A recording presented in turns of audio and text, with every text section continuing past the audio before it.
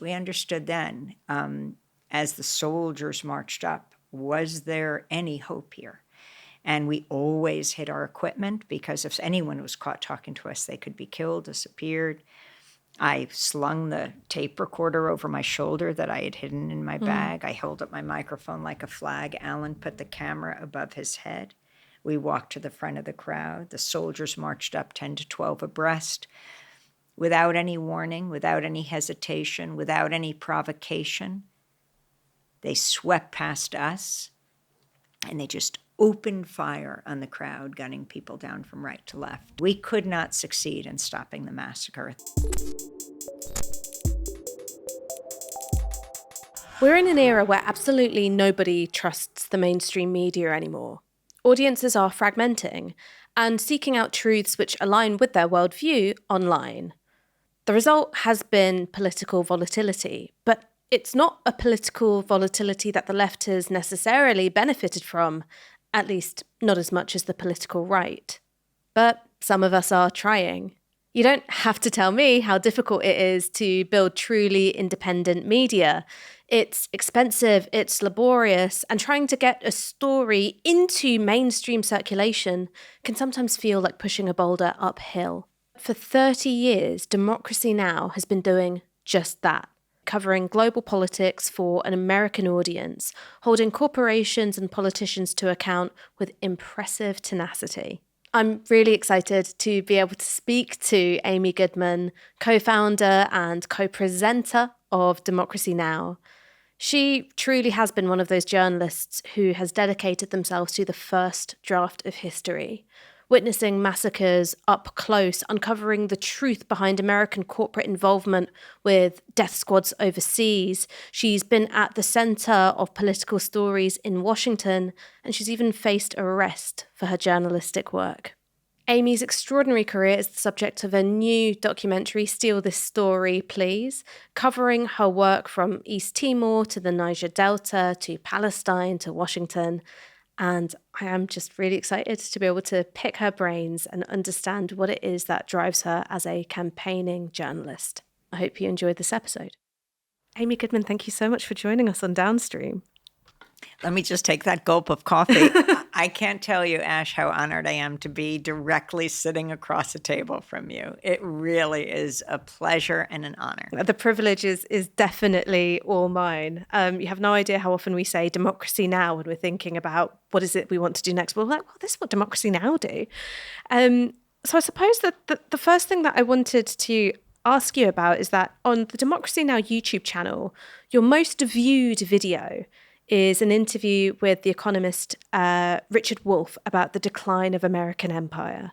Now, once upon a time, you'd say, all right, that belongs to some dusty corner of the academy. You might have a bit of a lefty conference and people show up with their tweed and their elbow patches. And if you're lucky, you get 80 people in a room discussing it. You found an audience of millions of people who are engaging with that kind of material. What's the number, by the way, Ash? 5 million people wanted to watch that interview.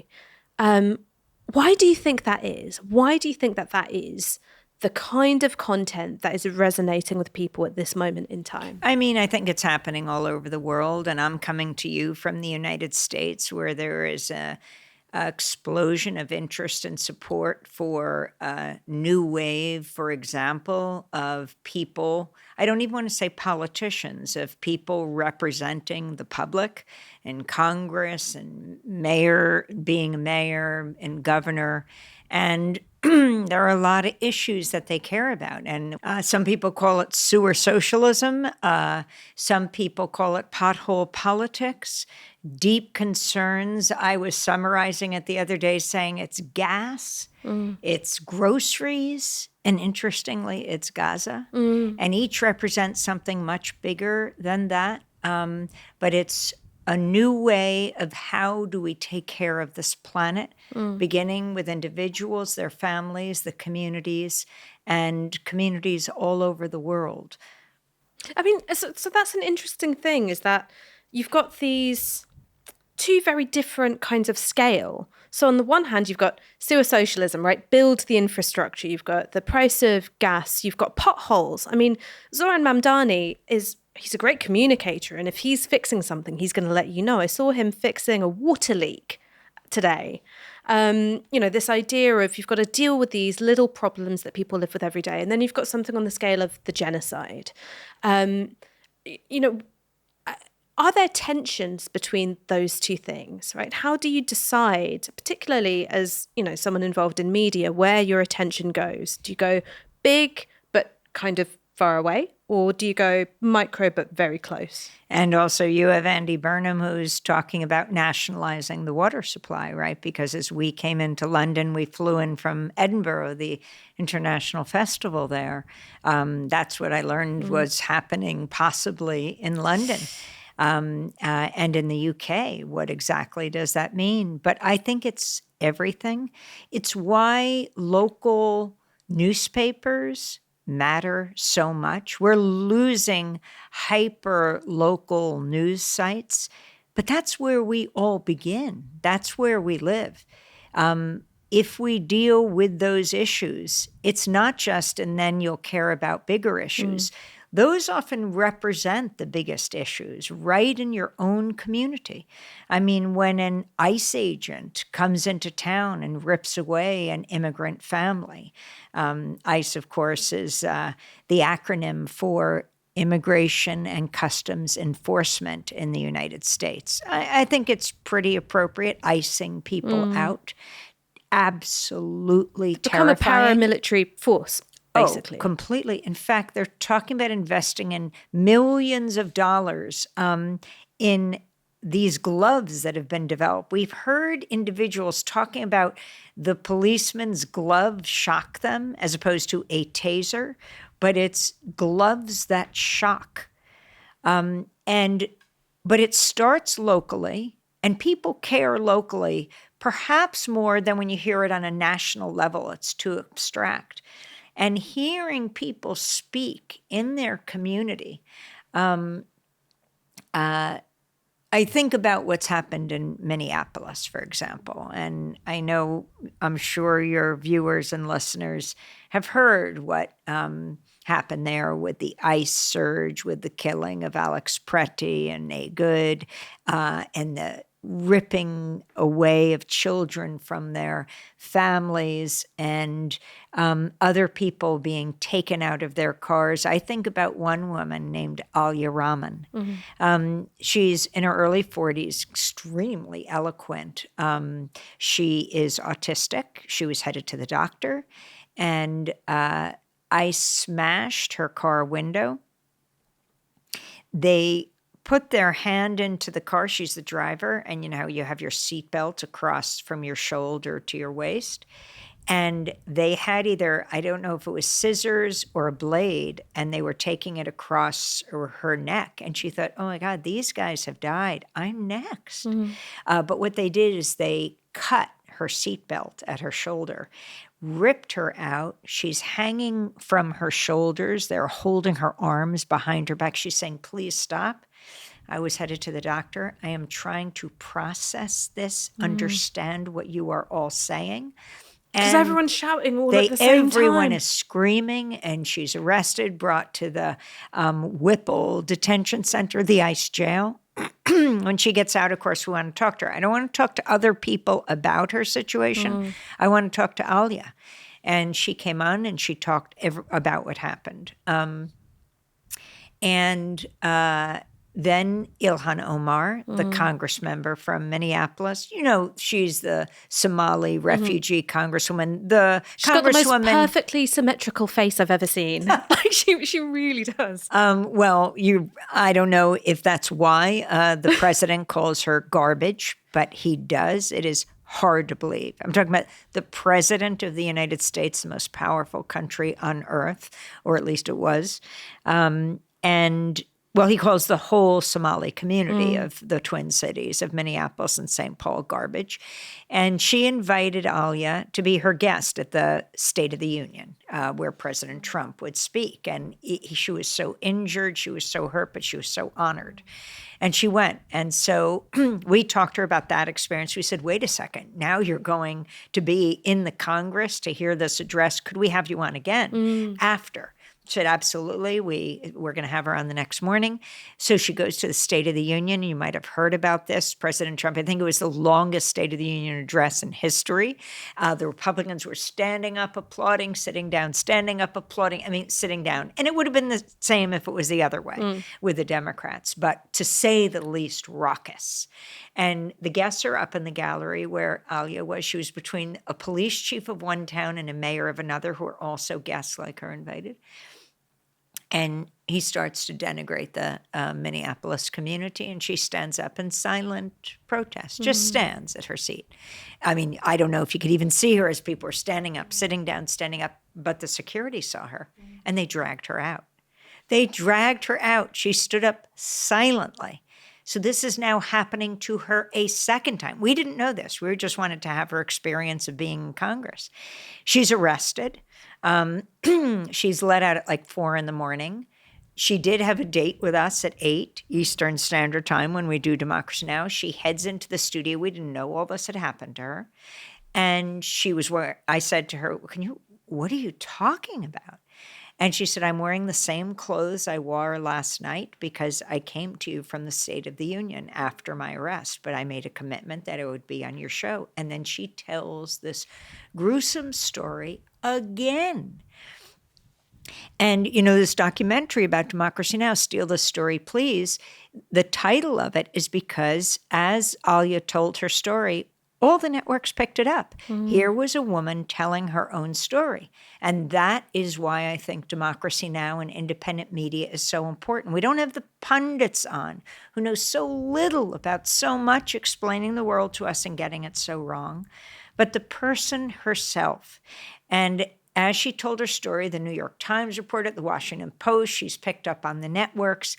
I consider an exclusive a failure. Well, so this is one of the really provocative things in the documentaries. You say an exclusive is a failure because what you want is your colleagues across the industry picking up the story, taking it up almost like a battle standard for themselves and really running with it. And that I wonder if there's a sort of political provocation in there, which is an exclusive is very individualistic and it's about me and my status as a journalist and look, I got the scoop. And this is a way of, I guess, seeing journalism a bit more as a collective enterprise across different outlets. And I want people to steal the model of Democracy Now! Independent, listener, viewer, reader supported around the planet. And that's how you can get by. We just celebrated our 30th anniversary. And Mashallah. Thank you. At Riverside Church, where Martin Luther King spoke a year to the day before he was assassinated. He gave his speech against the Vietnam War, April 4th, 1967. And he said, my country, the United States, is the greatest purveyor of violence on earth. He was castigated by the corporate media, right? Life magazine. I have a copy of Life magazine. I think they said something like he had done a disservice to his cause, his country, his people. But he just doubled down and he said, we have to take on the 3 pillars of materialism, militarism, and racism. That is a true sanctuary of dissent, that place. And that's what I think of public media as, radio and television. It's what I think of Novara media as. It's what I think of independent cinemas, art houses as, public libraries as, sanctuaries of dissent. We have to make dissent commonplace because dissent is what will save us. Well, let's talk about the model. And I really want to know what the editorial process is like inside Democracy Now! Because at the end of the documentary that we're talking about, Steal the Story, Please, we were taken to October 7th, 2023. What was that editorial meeting like when the news is coming through about the Hamas attacks? What are you thinking in terms of how do we cover this story? How do we anticipate what's coming next in terms of the Israeli military response? How do we frame this for our audience? What were those conversations I mean, like? it's based on what's happening. That day was actually a Saturday. And I was spending the morning at a 100th anniversary of a Jewish socialist camp where people like Marissa Tomei went, and many others. And they were having a big celebration at a community college in New York. I remember it was pouring rain. And then I was headed to the local mosque at New York University, where a friend's son was getting married. And all of this was happening as this was taking place, from this huge Jewish gathering to a Muslim gathering.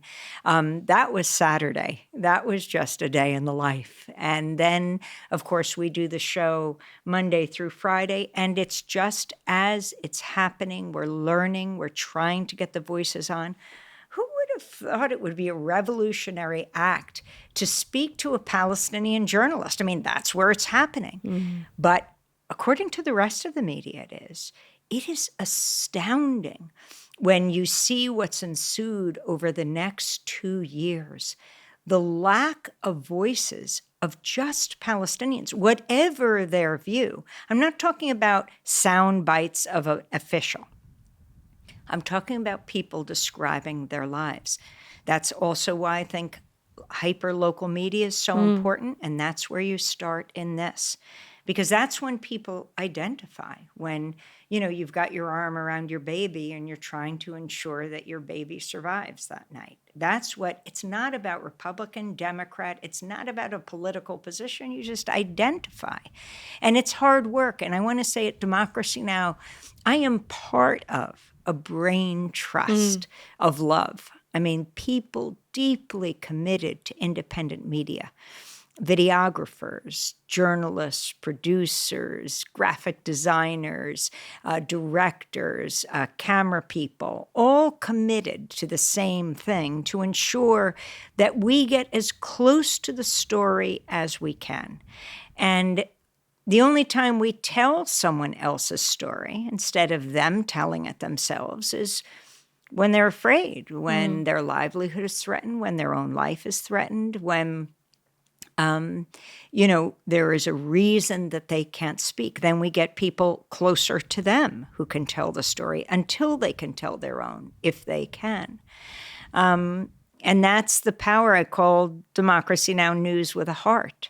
And it's news with a heart because it's people describing their own experience, and there's nothing more powerful. I think it's also why there's such a large youth audience, because young people, connect with authenticity.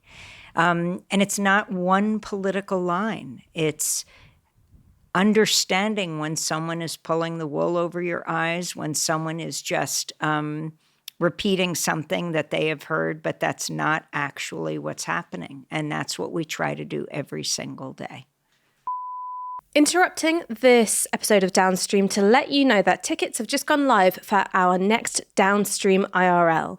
We are super excited that mega big deal cultural theorist Catherine Liu is making her way across the pond. She will be in the UK with us for an event on trauma farming, all about the commodification of suffering in the attention economy. And if that's not enough for you, we will also be joined by Darren McGarvey, aka Loki. Basically, we're going to be talking about how pain became a leading personal brand. Join us at Earth Hackney on Monday, 21st of September. Doors open at 6:30, so come along. Look your friends in the eye. Get a drink at the bar. Just get off your screens for one evening. Looking forward to see you there. What do you make of this emerging cohort of right-wing journalists who have actually begun questioning and calling out the American government's backing of Israel? I mean, do you think someone like Tucker Carlson really cares about Palestinians? You mean the America First Party, Yeah. that Marjorie Taylor Greene, Tucker Carlson, Congressman Massey from Kentucky, who was very vocal with Ro Khanna from California, Massey and Khanna, in demanding transparency around the Epstein files. It is in its infancy, and probably a lot. You can learn a lot from just their name, America first. I think we are so far beyond that, unless they mean by it that the only way we can protect our country is by protecting everyone. But I don't exactly think that's what they mean. I mean, let's talk about that sort of relationship between the only way we can protect us is by protecting everyone. Because when I was watching Steal This Story, Please, I was thinking, what would a right-wing critic say? And so somebody like David Goodhart, who's, a sort of right-wing communitarian, he's got this theory of somewheres and anywheres. So he says that somewheres are connected to a real sense of place, tend to be more socially conservative. They care about themselves, their families, the people in their immediate communities, tend to have lower educational qualifications, so didn't necessarily go to university and all that, don't tend to move very far from where they live. And he'd say that anywheres are people like me and you. All right. So you live in big cosmopolitan cities, have big cosmopolitan values, often went to university, very comfortable with social change and quite fast moving social change. And his accusation would be, we're more interested in other places than we are the nation, our home, our immediate communities. And he would say that organizations like Novara, or indeed Democracy Now!, we're media for anywheres. We're not media for somewheres. And I was wondering what you would say back to that critique. Well, this is the first time I have heard that. And, one of the things that the documentary Steal the Story, Please explores is where I come from, is my Jewish background. And I think that has informed so much of how I view the world. And I'm not really speaking from a religious place, a secular place, but the fact that my family, came out of the Holocaust, and some survived and some didn't, that people came ultimately to the United States. My grandfather, my mom's father, was an Orthodox rabbi who ran a yeshiva in Brooklyn. My father's grandfather was the Henry Street rabbi on the Lower East Side. He was a Hasidic rabbi, and that went back to my great-great-great-great-grandfather, who is the Baal Shem Tov, the founder of Hasidism. But I was imbued with a sense growing up through my education. I went to both schools. I went to Hebrew school. I went to regular school. My mother went to yeshiva. She went to religious college and to Hunter College, the public school. Everything was just sort of done parallel until in her last semester, senior year at Hunter, and I think it was Jewish Theological College. She said, I'm going to follow this secular route. Why am I trying? She would do her homework on the subways between the schools. And she was coming home, and she came out of the subway, and my grandfather, who would, be with a top hat or a yarmulke waiting for her and then walking home, she said, Dad, I think I am not going to finish with the other. So he said, fine. And she said, fine. After all of these years, you don't care. You're just saying, I did this for you. Yeah. And so he said, whatever you want, Dadala. Her name was Dari. Whatever you want. I mean, and that I had these long conversations with my grandfather walking through the streets of Brooklyn, him with his hands behind his back at his waist. And we would walk. Many people as we passed, they would say, good day, Father. Hello, Father. Although he was a rabbi. He could have been a priest. He could have been a rabbi. He could have been an imam. And we debated everything. And that's what was encouraged. And so you're I'm actually such a somewhere. This is so rooted in the sort of experience of the Jewish diaspora in New York. Nowhere else could have made me. Well, it's it really was about seeing what could have happened. And I was always stunned when I was growing up that when I learned about the Holocaust, that non-Jews help Jews, that a Christian family would help a child and hide him in the barn when they're jeopardizing themselves. The story of Anne Frank, of course. I mean, hidden in an attic, a whole family. And why would non-Jews do this? Why would someone who's Christian, who has only everything to lose? They're called the righteous, and that is absolutely true. And I think I was imbued with the sense from very early on, never again for anyone, anywhere.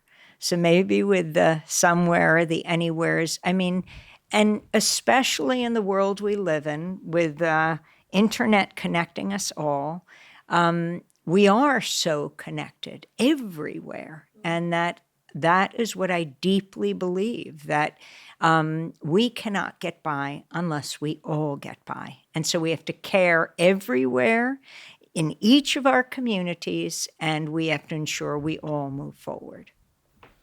One of the things which I like the most about the documentary is when you talked about your family newspaper.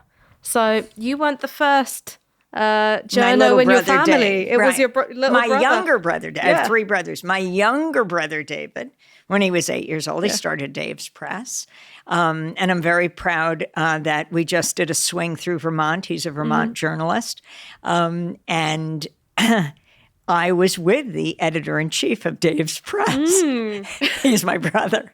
Yes, at 8 years old, he put out, I'm not going to say we put out, the family newspaper. I just dunned everyone for money. My grandfather, my great aunts and uncles, my cousins. You've got to pay your 1 penny subscription per year, or you're not getting this paper. And then I would put the newspaper under my parents' pillows and my brother's pillows. I would slip it under people's doors. And there were some exclusive stories, including the day where you got hiding from your mom, a spanking. Oh, yeah, that we call it a spanking, yes. And my mother was absolutely furious, and she sat David down, the editor-in-chief of Dave's Press, and she said, David, you are not to air anything personal in this newspaper. You're not to cover that. And he said, but Mom, this is the news of our family, like right now. And she said, nothing personal, David. And he cried censorship. And he really cried because he was 8 years old. Oh, that's so but sweet. This is where we debated the Vietnam War in the letters to the editor page. My grandfather would write, Dear Davidl, I so admire you and your newspaper, but I have to say I disagree with your views on war. And David would write back, Dear Grandpa, I love you so much. Thank you for being the first subscriber to my newspaper, but your views on war are stupid. and then my uncle would weigh in and he would say, Shlomo, Shlomo was his name, Solomon. How could you criticize your beautiful grandson, David, like that? And that's how it would go. I mean, do you think... I feel a little bit that we're in an age where you can't have love and disagreement at the same time. That's exactly what we learned we could do. I mean, my friends, when they would come either for Shabbos dinner, Friday night, or any dinner, they'd say, my God, you guys talk to each other at dinner. We just eat. And I'd say, we try to remember to eat. And we don't really have food fights, but we have roaring battles. Yeah. But still, I love my family. And that's what I learned from an early point on, that the two go together. It's not just they don't take away from each other, that it's an expression of love to debate and discuss the critical issues of the day. I think people see things really differently now.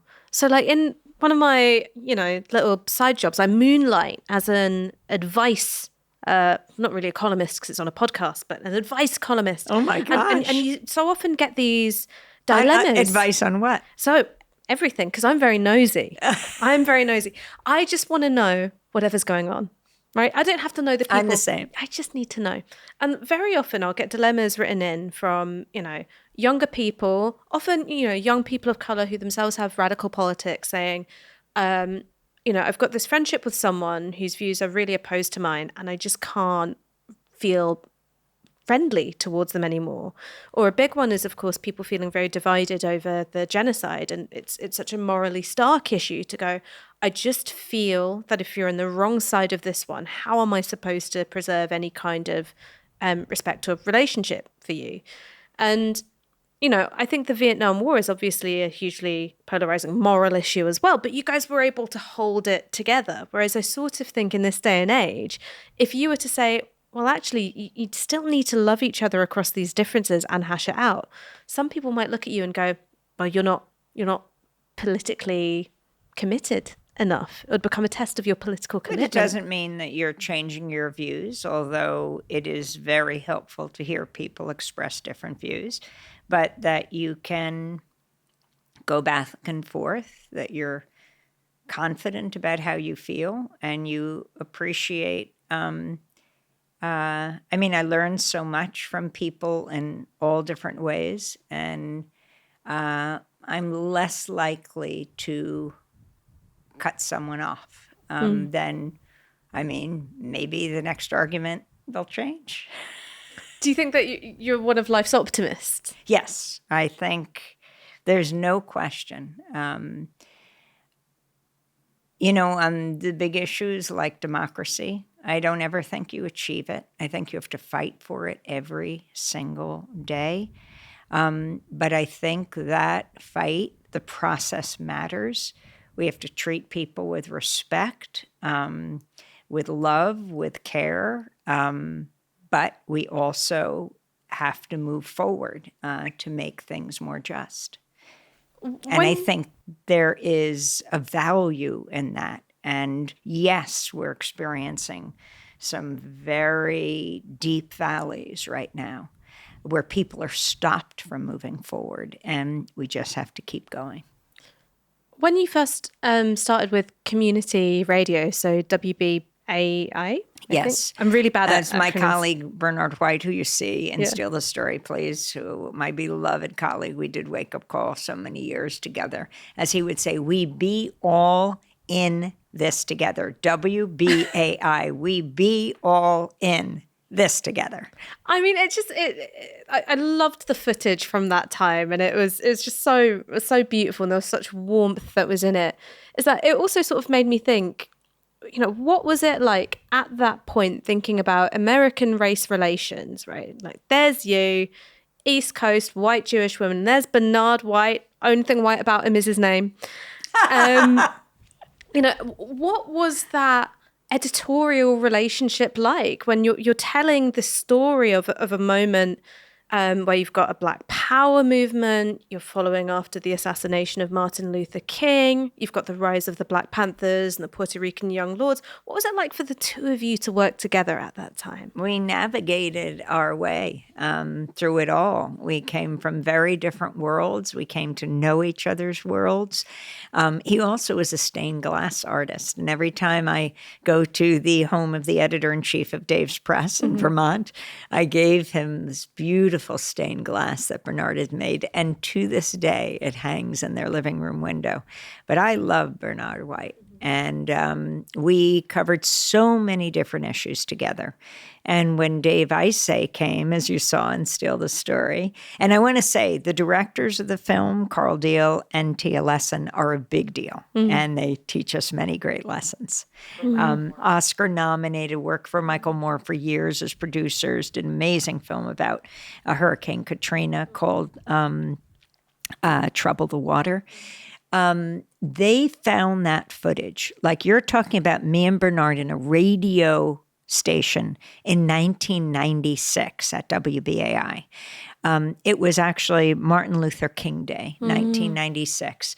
We weren't doing TV, but they said, wow, when Maurice Bickham came into your studio, when they interviewed me, I talked about these great moments. They said, was there any video footage? I said, it's a radio station.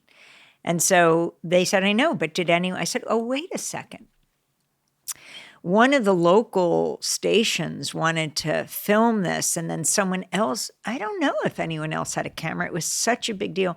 And what touches me most is when Maurice Bickham. I mean, Dave, I say, in the United States, he started StoryCorps, which is people talking to each other. It's like peer interviewing. There's peer counseling. This is peer interviewing. So you bring your grandma into a van down the street, or he builds a little booth for people, and you bring in your coworker and you interview each other for half an hour. This has become enormous. Thousands of interviews and hours now being archived by the Library of Congress in Washington, D.C. And Dave had gone to Angola Plantation Prison, which was this prison of thousands of mainly African-American men. And it was called Angola because it used to be a slave plantation, and that's where the slaves came the enslaved from. People were from. And Maurice was there from 1958 So who was Maurice Bickham? Maurice Bickham was just a guy, a young man. 2 white sheriff's deputies came to his home. They also happened to be members of the Klan, and they shot at him, and he picked up his rifle and he shot back. He killed them, and there was like a 1-day trial, and he was found guilty, and he was sentenced to death, and he was put in Angola prison, and he stayed there year after year, decade after decade. And Dave was doing a story. He had called WBAI for us to do a story on something entirely different. 2 heroin addicts were trying to make a museum on the Lower East Side, and each day he would call me after. I didn't know who this guy was. Each day he would call me after the news show we did at night and say, "How come you haven't covered this museum that?" I said, "What museum are you talking about, sir?" And so he said, "What do you mean?" "Well, it's not been made yet, but 2 people have a dream of a museum." I said, "Well, I don't even know about it." "Sorry, we're covering wars, we're covering." And so, okay, next day after the headlines, "How come you didn't cover this dream of these 2 people who have?" I said, "Sir, after the 5th day, I didn't know if this was a crank or what." I said, "You seem to find it so interesting. It doesn't even exist yet. It was a museum," he said, "they wanted to build of drug paraphernalia." I said, "Why don't you go do it?" And he came in with tape recording of this couple, and I listened to it. In the morning, I was sweeping, put it on, whatever. And I said, "Whoa, oh my God, who are you?" This is the way he could listen and draw them out without speaking much. And I asked the other news editor of the WBI Evening News, that's what I did at the time, "Could you take over the news of the day? I want to make sure this happens." And we played it, and that night, I gave it to a reporter at NPR, National Public Radio, and said, "This is an amazing piece," and it played on Morning Edition around the country that weekend. And Dave was going to be a doctor, and that's what his parents wanted, but he loved doing this. So he heals the world in another way, and he came to me and said, "I want to go down to Angola. I want to interview." It's almost completely Black population. He discovered Maurice Bickham. Maurice spelled Moreese, Maurice Bickham. And he got a lawyer, that was Dave did, to try to get him out. He said, "This guy doesn't shouldn't be in prison." Couldn't get him out. And so he came to me and Bernard, and he said, "I don't know what to do." And this is the role of journalism. I mean, so let's sort of like meet you at that point, all right? Someone comes to you and says, "I've got this story, I've got this case." So it's not just a story to tell, it's kind of a campaign to run. What's your strategy for it? Just to keep covering the story. Well, look. You talked about being an advice columnist. I grew up on soap operas, and every day I'd run home and I would see, in the United States, it's called General Hospital, One Life to Live.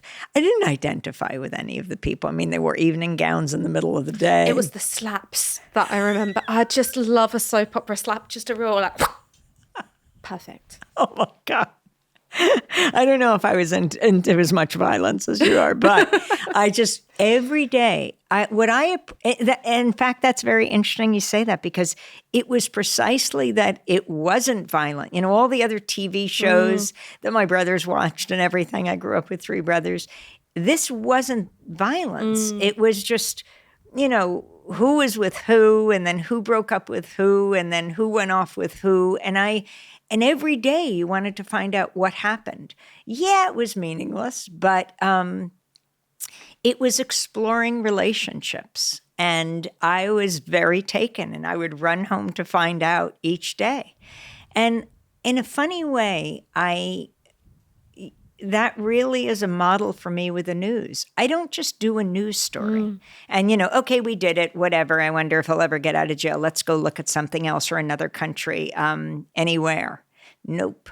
What happened to him? We covered that guy. Is he still in prison? And to follow, the texture of a life, why should people care unless we call him on the phone? And then we call Maurice, and we call his grandchild, who he's never gotten to see, and they talk on the phone to each other. And then there's so many ways to cover story. When in the U.S., the corporate media is very good. When soldiers are going off to war, they go to the base, they interview the family, what's it going to be like for their family member to leave? They follow them to the bus, and each day it's in a funny way, like a soap opera. And I want to do the same thing with a activist who's leaving their home and they're going to go to a protest. It's pouring rain or it's snowing or it's 100 degrees outside. It's not easy to do this stuff when you could just be playing with your friends or hanging with your friends, to go out and to do this. And what is it about them? And I want to give value to what people do, whether they're staying home or whether they're going off to. And also, by the way, on those soldiers going to war, the media stops at a certain point. If they come back and suddenly, and I think they're probably, I don't know if you can say there isn't a larger population of those who are against war than those who come back from war, but there are a lot of anti-war soldiers because they've experienced it. They want to know why they were in Afghanistan. They want to know how they were told to go to Iraq. They cared about what happened on 9/11, and they want to protect their country, and they're sent then to where? Iraq? To save the people there? To bomb the people there? What is it? And what did they have to do with 9/11? Were there any hijackers from Iraq? And so when those people came home, they had a lot to say. The media doesn't cover them anymore when they have a very different message, deeply concerned about what our country was doing. And I like to, we have to follow through on stories. And so with Maurice, no, he wasn't getting out. And then, well, what's the obstacle? Oh, well, the governor decides. In fact, just this last week, we broadcast for 2 days from Edinburgh. We covered the Edinburgh International Festival, and Fringe is absolutely amazing there. But while we were there over the weekend into Monday, a case we've been covering, Keith Lamar, a man on death row in Ohio. The Republican governor, Mike DeWine, gave him a 3-year reprieve on execution. You don't have this, but it's absolutely unbelievable. In fact, as I speak to you, 3 people are scheduled to die on Thursday in the United States. Can you imagine? Scheduled to die. The state will kill them on Thursday unless some other power intervenes. So with Keith, he's scheduled to die January of next year. And the governor said, we're going to give him and a few other men 3 more years until 2030 they have to live. Why? Because the pharmaceutical companies don't want their drugs injected into them to kill them. They have a bind here.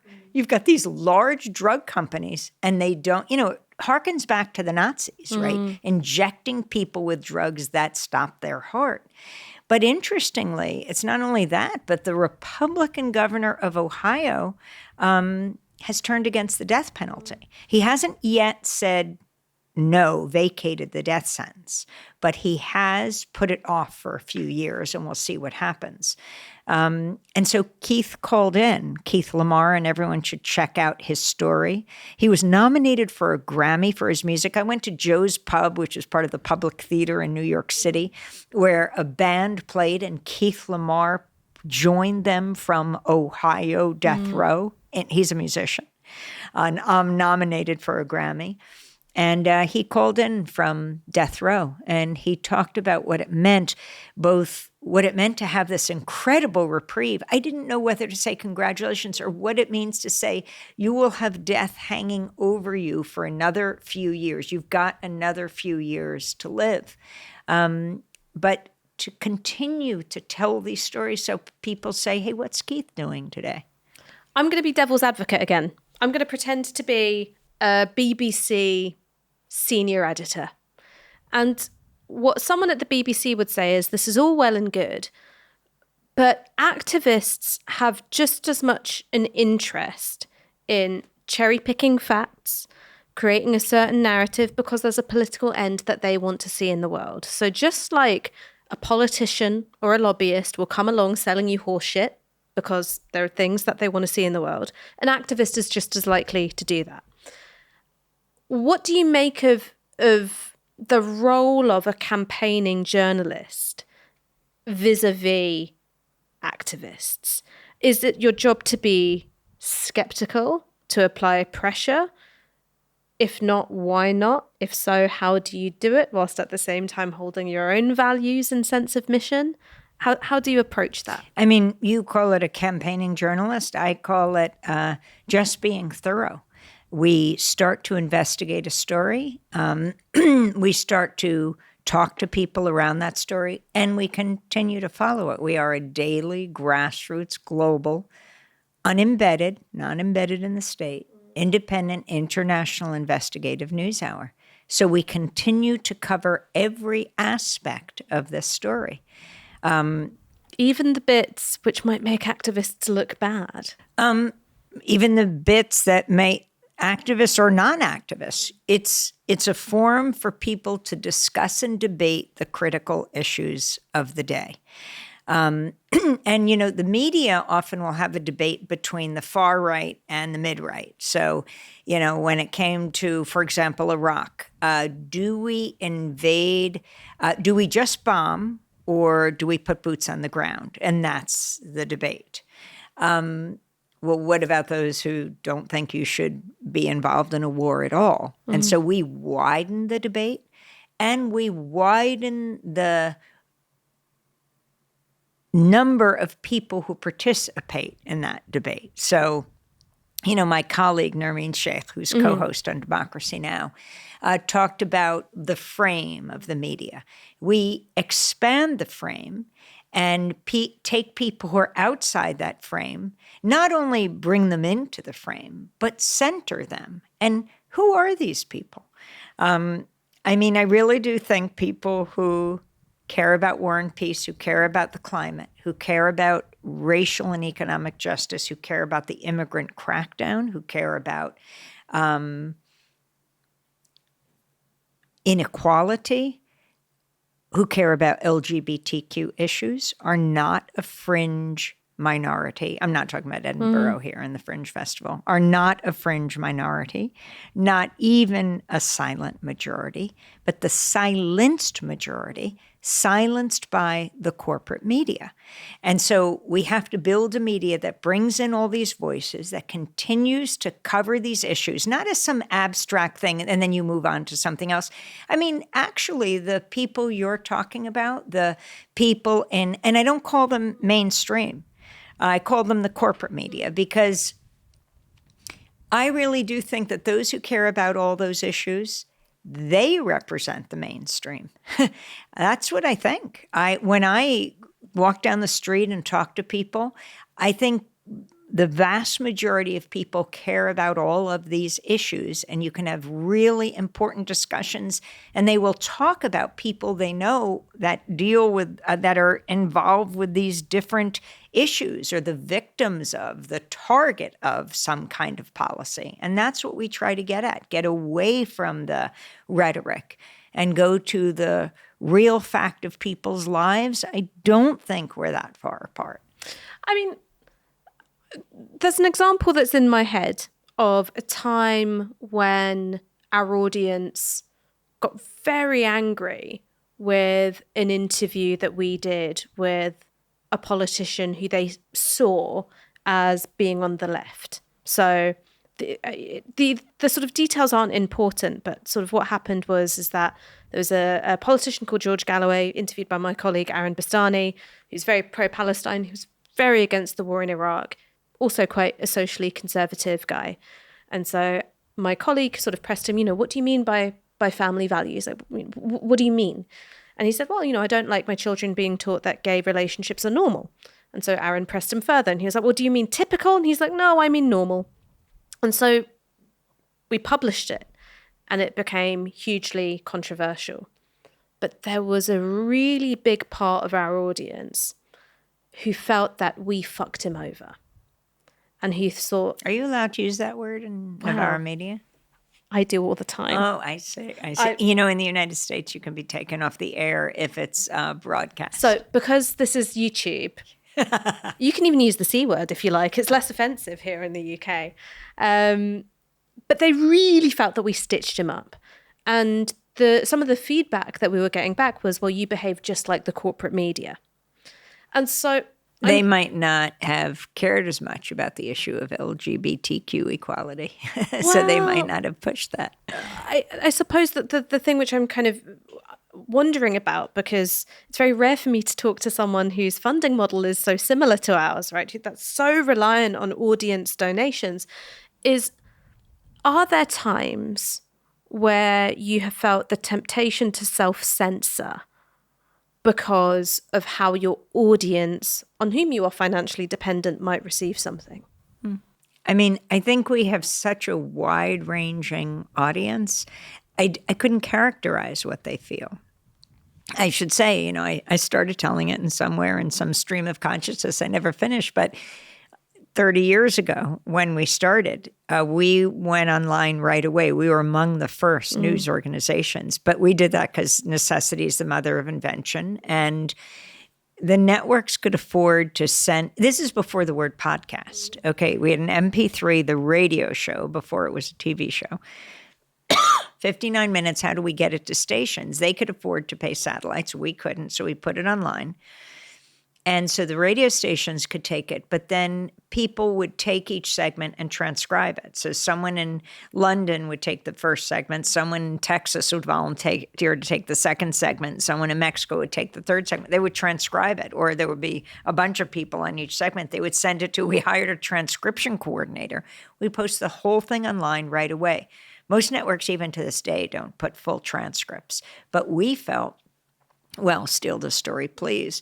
The network reporters would take our stories, and because they're transcribed and not your typical pundits, they would take them to the State Department press briefing, White House press briefing, Pentagon press briefing. They would base questions on them. But my point here is we posted it all online, which built this global audience. I remember one of the networks did do transcripts, but they didn't show them, because the problem was, how would they come up in searches if they didn't put the words there? But they didn't want to post them, so it's somehow at the back end they would put them, so they would come up higher in a Google search. We just put it all out there, and that built this global audience from early on. We asked some tech consultant to look at our website at some point, and I think he worked at Fox on the tech end. And he said, are you kidding? All the networks are looking at you. I remember when Time Magazine first started, and I think they spent $20 million building their website, and they put up a paywall. First mistake. And it failed. And we just kept saying, steal these stories, please. And the more we did that, the more we reached out. There was a global audience. I remember once having Arundhati Roy, the great Indian writer and activist, on the show. Some guy calls up from California and said, it was like 3 a.m. He left a message. He said, I heard this Arundhati lady, and wow. And he certainly wasn't a progressive guy. I don't categorize people as easily as others do. I do think liberal and conservative lines are breaking down. They're not as meaningful.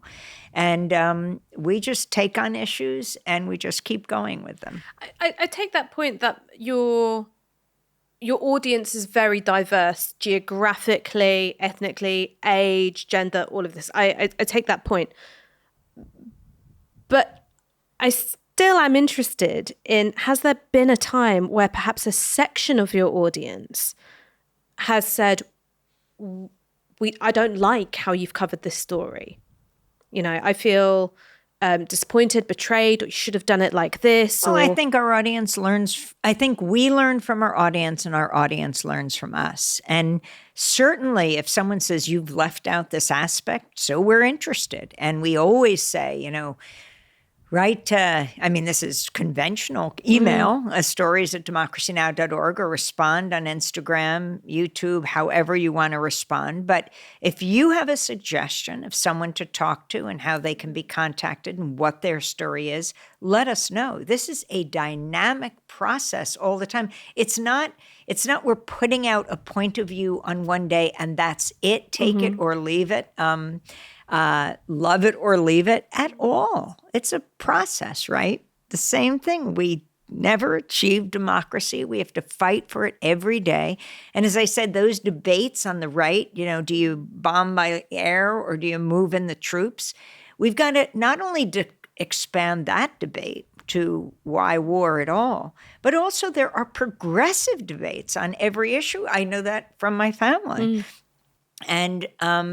And teasing out those, having a forum where people could say, that's not really a debate at all. Oh, we know it's a deep debate and really going for it. And we're not perfect. And on every issue, we can do a lot more. I suppose my feeling is that I think that people increasingly see their media diet as an expression of their politics. And that's coming from a real critique. People can see that corporate media has served political purposes, that it served the interests of, oligarchs and, the capitalist classes is how I would put it. People can see that. And they want to support media that they feel represents a different set of values. So it's not just, I'm here because I want the truth. It's, I'm here because I want truths that I can't get elsewhere. That's an important thing. And there's no the truth. Yeah. Yes, when it comes to President Trump, he lies continually. It's just astonishing to see. And the fact that you can prove it really makes no difference to him, right? There is something called video and audio recordings. And he says, I never said that. Or he just says something opposite from the truth. Or with the bombing of Manab, he says, oh, it's fake news what they put out about the U.S. doing this, when obviously it just flies in the face of the truth. But on that point of truth, just going back to it, I want to bring out the voices of people who express also different truths, the truths about their lives that make people say, oh, that's why they think the way they do. You don't have to agree, but you can come to understand. The media is so important because unless you personally know someone and know their views, the way you learn about other countries, about other populations, is through the media. And it's got to be through something other than a corporate lens. But I suppose coming back to that thing of people see it as an expression of their politics, right? And I think that many of your viewers will look at you not just as a reporter, but sort of as an embodiment of a set of values that they align with. And if you were to say, for the sake of argument, give Jeremy Corbyn a really hard time, put him under a lot of pressure politically, there are some people would go, I don't like that you did that, because I see him being put under pressure by Sky News and the BBC and, the Guardian and the Times. And I'm looking to you to be supportive of left-wing things. How do you guys navigate that part of it? I don't see it as a left-right thing. And I want to ensure that we get out views that are so often not heard in the corporate media. And you just keep going and you raise these issues. It may not be in one interview, but at different times. And there is so much that is left out of the corporate media. So many people that are left out, the vast majority of people, and so many different views that, we have a lot of work to do. In the documentary, the part which was about the work that you guys did in the Niger Delta.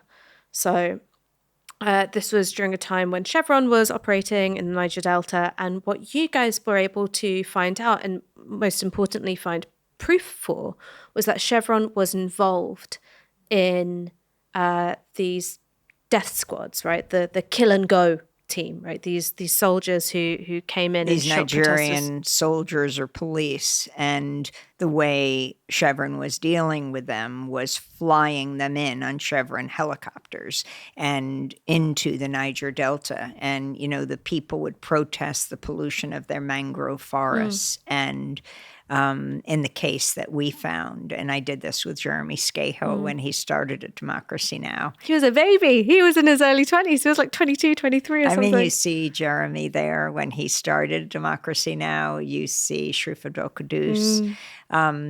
Jeremy would go on to co-found The Intercept and now Dropsite News. But yes, Jeremy and I went to Nigeria, Africa's most populous country. And it was a dangerous time to do so.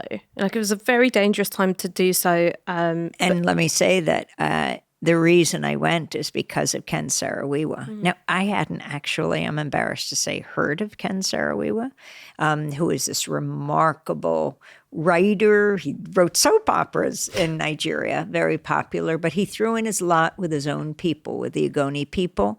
And he saw what was happening as in that case, it was Shell Corporation was crisscrossing his community in Ogoni land. And they were flaring off gas. The kids didn't know a dark night. And he took it because he was a very prominent person in Nigeria. He could go out globally, and he took the protest against Shell globally. And he came to our studio. A Nigerian activist brought him in, and I said, "I'm sorry, we have a book show today." They came in like that day, said, "Well, we're here." And I said, "Who?" And they said, "Ken Saro-Wiwa." "Ken Saro what?" And they said, "He only can come today." 2 minutes. I mean, we'd have to bump someone else for him. And he talked about what he was doing. And I was just looking at this man. He just exuded an aura. And as he spoke, we bumped the next guest and next guest and next guest. And I said, "Well, are you going back to Nigeria?" And he said, "Oh, yes." I said, "What's going to happen?" And he said, "Well, I'm a marked man." And he went home, and he was executed by the Nigerian regime. His brother, a doctor, told us that Shell had approached him and said if he would call off the international protest, he didn't have to die.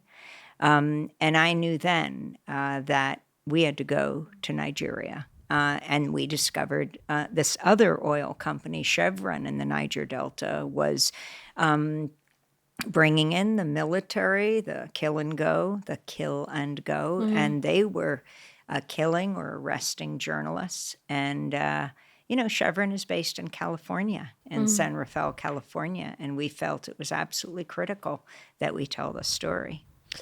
Tell me about your time in East Timor, because you were there and you were present, a first-hand witness to a massacre that was carried out by the Indonesian army.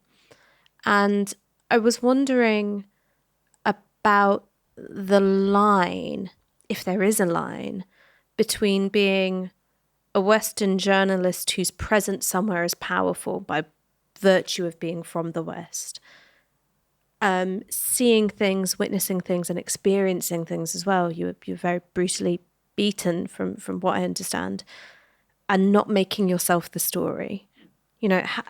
How do you sort of deal with, like, I guess, the subject position in a context like that? I mean, East Timor was, just very briefly, because most people don't know about what happened, was one of the great genocides of the late 20th century, December 7th, 1975. The Indonesian military, armed, trained, and financed by the United States. Britain did its part.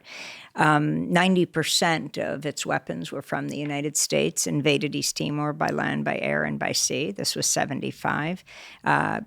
It was President Ford, Secretary of State Kissinger. They met with Suharto, the long-reigning dictator there. And as they flew out to meet with another dictator, Ferdinand Marcos of the Philippines, Indonesia basically, Suharto felt he had gotten the go-ahead that he could invade without the U.S. cutting off the weapons supply. And he attacked East Timor. And for the next quarter of a century, they killed off a third of the population. So the story is the people of East Timor. And I didn't know about this in 1975. I mean, but I was going to Guam to cover, fascinatingly, an abortion story. It's territory of the United States. And they were introducing an anti-abortion bill. And if Guam approved this, and a lawyer there who was Guamanian sued to get the law overturned, this case could go to the Supreme Court, and it could overturn Roe v. Wade in the United States, which ultimately was overturned, but not because of Guam. So I went to Guam to check that out. And I was near East Timor. And I went with my colleague, Alan Nairn, an investigative reporter who had done so much on Latin America, particularly places like El Salvador and Guatemala, and the U.S. role there in supporting and coups and military regimes.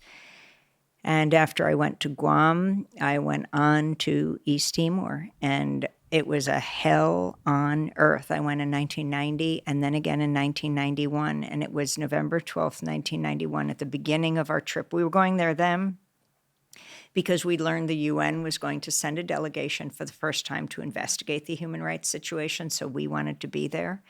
And it was horrifying still. People were taking refuge in the Catholic churches that had been occupied by Portugal for hundreds of years, but Portugal had pulled out in 1974. And the question was Indonesia going to invade? And people were taking refuge in the churches, in the Catholic churches, the only place they could gather.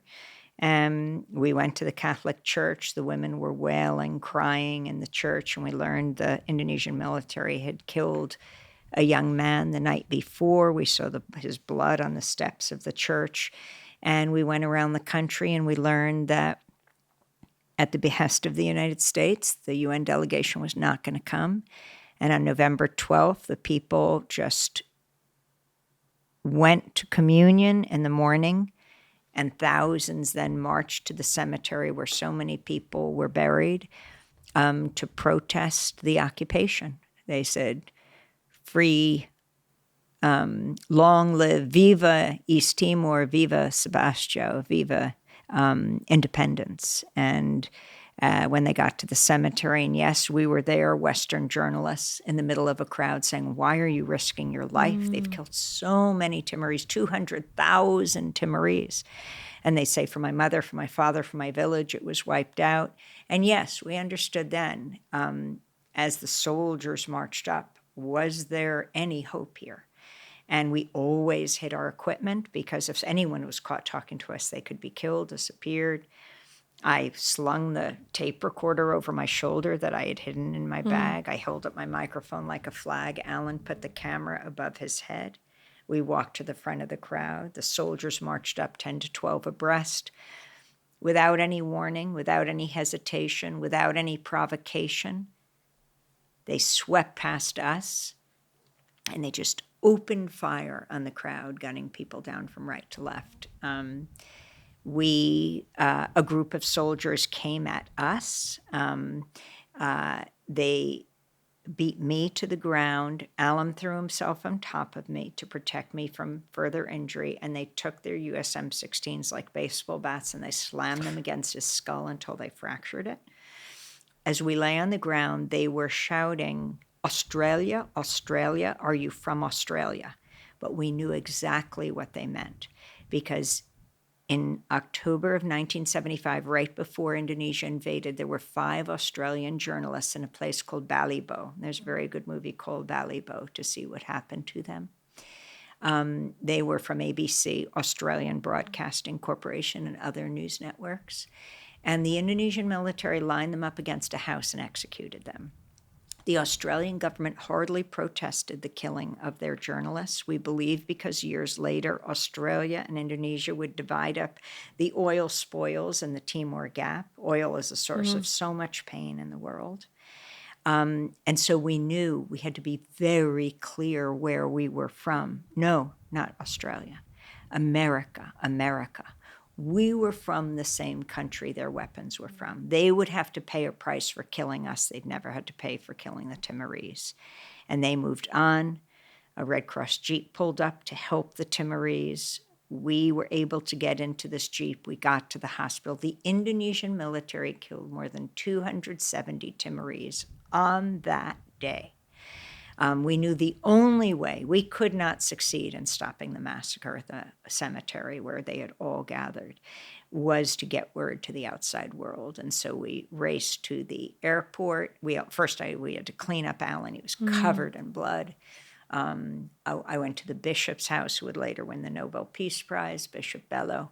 I asked him to help me, and we cleaned up Alan. He gave him a shirt, and we raced to the airport. Only one plane was out that day. And somehow we were able to get onto the plane. We didn't know if they'd consciously decided not to kill us or there was a gap in communication, but we said we had to leave. We have to use our Western privilege because what was happening was, because the West was allowing this to happen, was providing the weapons and the support for this to happen. And we got on that plane. We flew to West Timor. We flew to Bali. We had made a call to the West. We said the Indonesian military has committed a massacre. At first, Indonesia denied it. Then what happened to us? Just the two of us. What happened? I had taken Alan's shirt and I wrapped it under the bishop's towel that he'd given me around my waist because I wanted to have the evidence. And we gave them our camera. They had taken our camera, but someone took 20 pictures of us and gave me the film I had secreted away. And they developed it on Guam, and we showed what happened to us then. If you're going to deny that what happened to the Timorese people.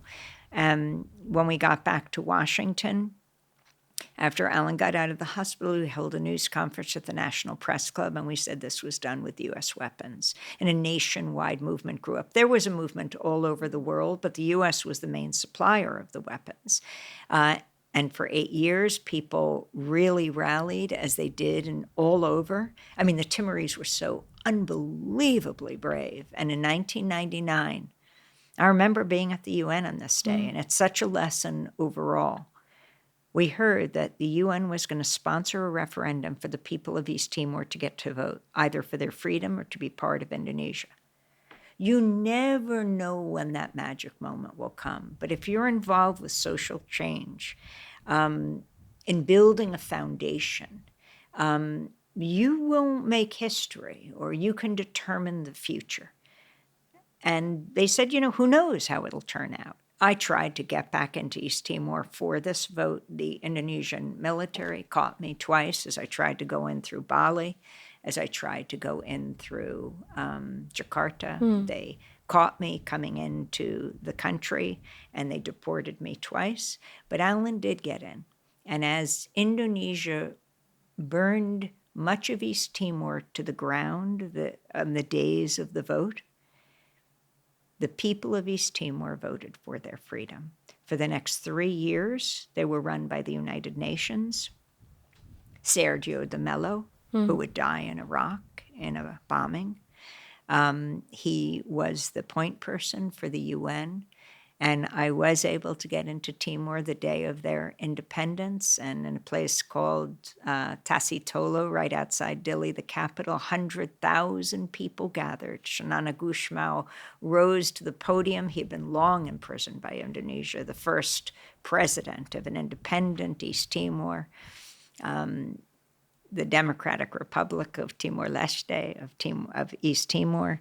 He spoke in 4 languages, putting everyone to shame. And there was this fireworks display, and you could see the light reflected in the tear-stained faces of the people of East Timor. They had resisted, and they had won at an unbelievably, unacceptably high price, but they had won.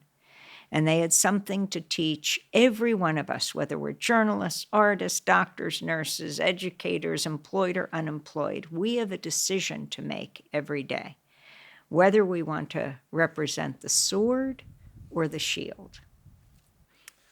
Amy Goodman, thank you so much for joining us on Downstream. Oh my gosh, thank you for all that you do.